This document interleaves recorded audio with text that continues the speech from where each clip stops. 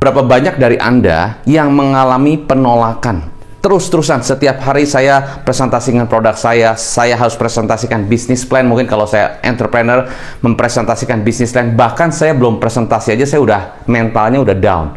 Saya takut ditolak, saya takut customer bilang nggak cocok dengan saya, atau mereka merasa kurang chemistry-nya, nggak ilfeel atau apa. Pokoknya saya ada punya ketakutan, kayaknya mereka nggak trust saya dan sebagainya. Jadi belum apa-apa kita punya satu penolakan dalam pikiran kita. Apakah Anda merasa seperti itu?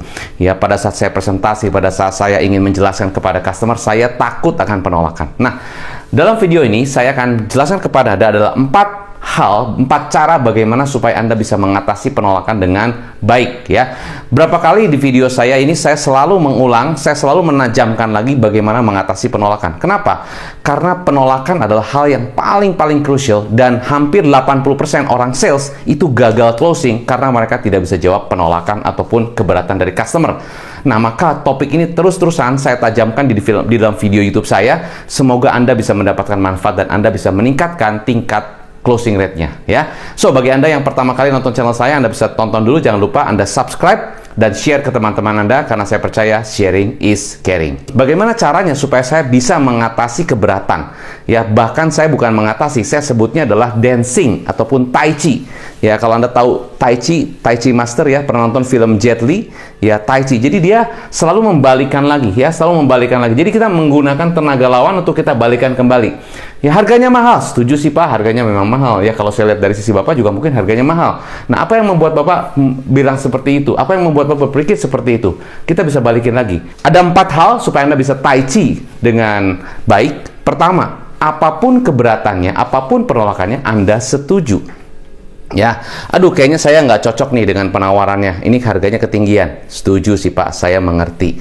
Mungkin dari sisi Bapak harganya mungkin ketinggian. Saya mengerti. Kayaknya saya harus pertimbangkan dulu nih. Kayaknya penawarannya terlalu tinggi banget dan saya harus diskusi sama tim saya. Saya mengerti, Pak. Saya setuju, Pak. Pastinya Bapak masih diskusi dengan tim Bapak. Saya rasa nomor 1 very easy. Ya, nomor 2 adalah, nah ini yang paling penting. Kalau dia bilang saya kayaknya kurang cocok nih, ya, mungkin apa kita kurang pas atau gimana, mungkin cara penjelasannya kurang sesuai nih, saya nggak dapet nih, saya nggak dapet, misalnya begitu kan. Oh iya, Pak, tapi Pak jangan takut, Pak, kita bisa jelaskan, Pak. Jangan begitu, ya. Dia bilang saya mungkin nggak dapat, mungkin apakah saya bisa yakin dengan Anda, saya juga merasa kayaknya kurang gitu kan. Dia merasa kurang serk dengan Anda, kurang ada chemistry, atau mungkin bisa jadi mereka kurang dapat feel-nya. Ya, Anda bisa rasa begitu. Ya, oke sih, tapi gitu. Dia kayak merasa kurang dapat feel-nya. Berarti Anda setuju sih, Pak. Mungkin ya saya bisa rasakan kayaknya Bapak kurang dapat ya feel-nya, ya. Saya setuju sih, Pak. Mungkin Bapak begitu karena mungkin kita baru kenal ya, Pak, ya. Bukan hanya itu sih, mungkin nggak tahu kenapa ya. Kayaknya saya kurang dapat aja. Bisa jadi mungkin kan begitu. Ya udah, Anda setuju. Ya udah, setuju, Pak. Saya jelas ngerti dong. Mungkin kita baru kenal atau apa, mungkin ada penjelasan yang saya salah, ya. Mungkin bisa jadi ada hal yang membuat tidak dapat feel-nya. Lalu Anda tanya, "Pak, boleh saya tanya, Pak? Boleh saya tanya?" Nah, ini penting. Waktu gali why. Setuju, terus gali. "Pak, boleh saya tanya ya, Pak, ya? Perhatikan tone saya. Pak, boleh saya tanya ya, Pak, ya? Pak, perhatikan tone saya. Pak, boleh saya tanya ya?" Jadi di situ Anda soft. Anda curious, Anda ingin tahu kenapa, apa yang menyebabkan dia berpikir begitu. Jadi Anda bayangkan seperti menghitung 138.122 dibagi 12. Apa sih, Pak, yang membuat Bapak seperti itu? Gitu ya, Anda seperti curious, Anda mau tahu. Nah, khusus di nomor 2, saya berikan beberapa pertanyaan-pertanyaan yang bisa membantu Anda supaya Anda bisa menggali dengan lebih baik lagi. Contoh, seberapa penting sih, Pak, ini buat Bapak? Seberapa penting sih Bapak masih mengerti ini? Bisa jadi itu. Atau apa sih, Pak, yang membuat Bapak berpikir seperti itu? Apa sih, Pak, yang membuat Bapak berpikir? Pokoknya saya nggak suka dengan ini.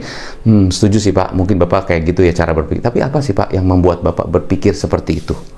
Ya, soft, curious, ingin tahu apa sih yang membuat Bapak berpikir seperti itu. Atau menurut pengalaman Bapak, apakah Bapak juga pernah mengalami seperti ini? Menurut pengalaman Bapak, atau mungkin Bapak pernah punya pengalaman seperti itu, bagaimana? Boleh Bapak mungkin sharing sedikit, ya. Tapi ini tentu dengan konteks yang tepat, dengan timing yang tepat, dengan mungkin situasi yang tepat, dengan produk yang tepat. Tidak semua produk begini ya. Masa Anda jual produk komoditi, misalnya jual aqua gitu kan, atau jual apalah produk komoditi, Anda begitu. Menurut pengalaman Bapak, kira-kira gimana ya Pak, minum dengan air mineral itu? Ya nggak sampai begitu ya. Ini khususnya untuk produk-produk yang bisa jadi intangible, atau produk-produk yang mungkin customer perlu memahami lebih detail lagi, atau mereka perlu diskusi dan sebagainya. Mungkin Anda perlu tanya pengalaman Bapak, apakah Bapak pernah punya pengalaman seperti ini yang dijelaskan juga oleh sales lain dan Bapak merasa tidak dapat feel-nya. Nah, ya, apakah Bapak pernah? Nah, ini beberapa pertanyaan-pertanyaan yang bisa menggali lagi apa yang sebetulnya dia pikirkan, apa yang sebetulnya dia rasakan, apa yang sebetulnya dia bayangkan. Ya, jadi ini bukan untuk produk komoditi. Sekali lagi, Anda kalau jual misalnya kacamata gitu kan, ya nggak usah begitu ya Pak, ini kacamatanya begini Pak, langsung aja to the point gitu kan. Apa yang membuat Bapak kurang suka? Langsung begitu, nggak kira-kira apa ya? Mungkin customer nanya-nanya terus, ya nggak gitu ya. Jadi perhatikan konteks produknya, perhatikan timingnya, perhatikan juga produknya. Ya, jadi jangan cuma perhatikan juga situasi kapan di mana Anda harus nanya seperti ini. Jadi tidak semua produk ditanya seperti ini. Ingat, jangan Anda dapat telannya bulat-bulat. Berarti kalau gitu semua produk ditanya begini, seberapa penting Pak kira-kira air mineral buat Bapak? Itu mungkin masih bisa relevan. Tapi kalau produk-produk tertentu ya langsung aja jual. Ya produk komoditi apapun lah, masa jual anduk atau jual baju begitu. Pak kira-kira seberapa penting anduk buat Bapak? Ya penting lah. Ya nggak usah gitu ya. Jadi Anda fokus kepada konteks produknya, ya. Konteks juga mungkin seberapa kompleks dari sisi produk yang Anda ingin sampaikan, service yang Anda ingin sampaikan, itu juga penting.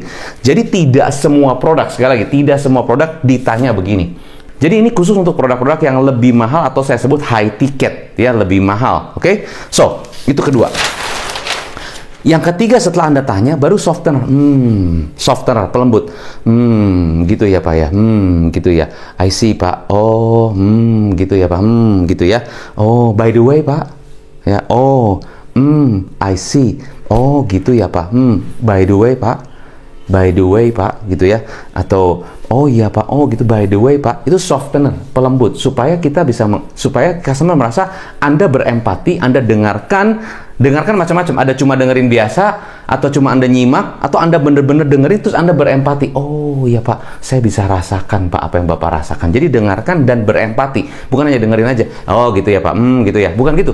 Dengarkan, nyimak, dan berempati. Oh gitu ya Pak, iya sih Pak, saya bisa rasakan sih Pak. Tapi nggak semua produk ya, jual air mineral. Oh gitu ya Pak, saya bisa merasakan sih Pak. Ya nggak gitu ya. Ini untuk produk-produk yang sekali lagi lebih high ticket, oke? Yang lebih mahal. Kalau Anda punya produk yang lebih mahal, Anda bisa jualnya dengan cara begitu. Dengan Anda mesti bisa rasakan. Mungkin bisa jadi karena produk. Kenapa?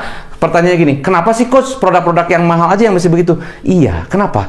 Karena mereka kan investasi bukan dengan rupiah yang kecil, harga yang murah. Makanya kita harus memastikan bahwa apa yang mereka investasikan itu, apa yang mereka akan bayar itu memang mendapatkan manfaatnya lebih besar daripada uang yang diinvest. Jadi kita juga mesti ngerti apa yang mereka rasakan, kita mesti ngerti apa yang mereka pikirkan. Jadi tidak jualan seperti jualan kacang goreng gitu kan. Beda. Karena mereka bayar lebih mahal, maka kita juga harus tahu. Kita sebagai orang sales ataupun closer, kita harus memastikan bahwa uang yang mereka invest itu harusnya kecil, ya, lebih kecil dari manfaat yang mereka dapat. Jadi kita mesti make sure manfaatnya itu yang dia rasakan. Jangan sampai fokus kepada fitur produk kita dan mereka tidak rasakan manfaatnya. Dan kita nggak mau ngerti mereka, itu yang salah. Jadi kita mengerti Pak, mungkin dari sisi Bapak memang mahal, ya setuju. Ya, tapi pertanyaannya mahalan mana ini dibandingkan itu? Nah, itu kita bisa tanya begitu. Ya, tapi kalau dia masih tidak setuju atau tidak sependapat atau mungkin secara berpikirnya salah, Anda ikut dulu. Setuju, Taichi. Setuju sih, Pak. Setuju sih, Bu. Memang betul, pastinya ini bukan hal yang murah. Maksudnya bisa jadi mungkin hal yang lebih mahal yang Bapak lihat dari sisi itu mahal. Setuju sih, Pak. Nah, pertanyaannya, Pak, gali. Apa sih, Pak, yang kenapa Bapak bisa berpikir begitu? Apa yang membuat Bapak berpikir ini mahal? Atau mahal itu dibandingkan dengan apa? Tapi ingat, nadanya masih tepat, timingnya masih tepat, dan sebagainya. Ya, jadi tidak skrip. Oke Pak, kira-kira apa yang buat Bapak mahal ya Pak ya? Terus gimana Pak? Dibandingkan dengan apa Pak? Ya nggak gitu. Dibandingkan dengan apa sih Pak? Jadi tone-nya penting. Oke? Nah setelah itu baru softener, baru berikan solusi. Oh I see Pak, ngerti Pak. Oh oke Pak, by the way Pak, saya udah ngerti. Oke, by the way Pak, kalau seandainya saya bisa jelaskan ada beberapa solusi untuk bantu supaya tidak terlalu berat dan harganya lebih murah, Bapak gimana? Nah kalau begitu saya mau baru solusi. Nah, solusi itu tentunya tidak satu. Ya, solusi itu saya fokuskan kepada solusinya adalah solusi yang banyak, solutions. Solutions ya. Jadi plural, jamak, banyak, Pak. Ada beberapa solusi yang bisa saya bantu Bapak. 1 ini, 2 ini, 3 ini. Nah, dari 3 ini yang mana yang membuat Bapak lebih feel-nya dapat? Yang mana yang membuat Bapak ini menjadi satu benefit yang lebih pas? Yang mana yang paling cocok, yang mana yang paling fit buat Bapak. Jadi intinya adalah, kalau saya mendapatkan penolakan apapun, bahkan penolakan yang sulit pun, ya, ingat, Tai Chi, ya, saya nggak suka, setuju sih Pak. Jadi jangan, oh kamu nggak suka ya, oh saya nggak cocok dengan Anda, oh gitu ya Pak, tapi Pak saya berusaha, nggak, oh nggak suka ya Pak, setuju sih Pak, pastinya Bapak nggak akan cocok dengan saya, orang kita baru kenal kok. Setuju, baru gali, oke Pak, mungkin kalau boleh saya tahu, apa sih yang membuat Bapak seperti itu, tapi nadanya mesti pas, ya. Dan tidak semua customer dengan soft ya, tentunya ada beberapa customer yang, oke Pak, apa sih Pak yang membuat Bapak mungkin tidak, lebih straightforward tapi tidak sombong. Ingat, Anda kalau sombong, ya, Anda dagunya naik sedikit, atau customer langsung, ini udah ilfeel. Jadi tetap harus rendah hati, ya. Boleh Anda confident, tapi tetap harus rendah hati. Caranya, saya bersyukur Pak, Bapak memberikan feedback seperti ini untuk saya. Ini masukan buat saya yang sangat positif. Oke Pak, by the way, softener. Saya mau tahu Pak, boleh tahu Pak, ya, pengalaman Bapak, mungkin Bapak pernah pengalaman seperti ini yang Bapak juga merasa dikecewakan, atau Bapak merasa mungkin tidak connect dengan salesnya. Nah, iya tuh, begini-begini. Nah, biar cerita. Semakin dia cerita, kita dengerin. Oh, I see. Iya, ngerti sih Pak. Ngerti banget Pak. Oh, gitu ya Pak. Kalau Anda benar-benar dengerin, dan bukan hanya dengerin biasa, tapi dengerin, nyimak, dan berempati. Itu pasti Anda akan tahu di mana saatnya Anda akan kasih solusi. Jadi, kesimpulan buat Anda adalah begini, ya. Setiap orang sales, setiap closer, setiap Anda mempresentasikan atau apa Anda ingin menjual ide, produk, service, apapun kepada calon customer atau lawan bicara Anda, penolakan itu pasti. Nggak mungkin Anda tidak ditolak. Jadi penolakan itu pasti. Bayangkan kalau seorang petinju, ditinju itu udah pasti. Jadi kalau Anda nggak mau ditinju, ya jangan jadi petinju kan gitu. Jadi sama, orang sales pasti ditolak. Cuman pertanyaannya adalah, kalau Anda ditolak, ya Anda ngeblok dong. Ya Anda mesti punya bloknya. Cuma blok begini pun, customer apa-apa ya, Anda begini terus. Anda harus Tai Chi. Ya, kalau cuma ngeblok, mungkin nggak bisa jawab ya, iya Pak, saya ngerti Pak, iya saya. Tapi Anda harus bisa Tai Chi. Iya Pak, setuju, balikin lagi. Setuju, balik lagi. Memang perlu latihan, perlu role play. Nah, dalam training-training saya bantu klien-klien saya dan perusahaan-perusahaan untuk bisa melatih. Karena penting sekali, banyak orang sales yang nggak luwes, yang nggak smooth gitu kan, akhirnya apa? Nggak closing. Nah, pertanyaannya gini, berapa banyak sales yang tidak deal? Berapa banyak harusnya close tapi tidak close? Berapa banyak mungkin customer yang sudah mau tapi tidak jadi gara-gara salah caranya, approach-nya salah, pendekatan salah, dan tidak closing. Nah, berapa banyak terjadi di perusahaan Anda? Berapa banyak omset yang hilang gara-gara tim salesnya kurang strong di closing? Maka di sini saya terus tajamkan bahwa kalau Anda belajar dan benar-benar melatih ini, closing rate Anda akan naik banget, ya. So, semoga yang bisa saya bagikan bisa bermanfaat buat Anda selalu, dan semoga closing skill Anda makin keren, dan Anda bisa closing, dan Anda bisa mendapatkan jumlah customer lebih banyak. Sukses selalu untuk Anda. Salam closing.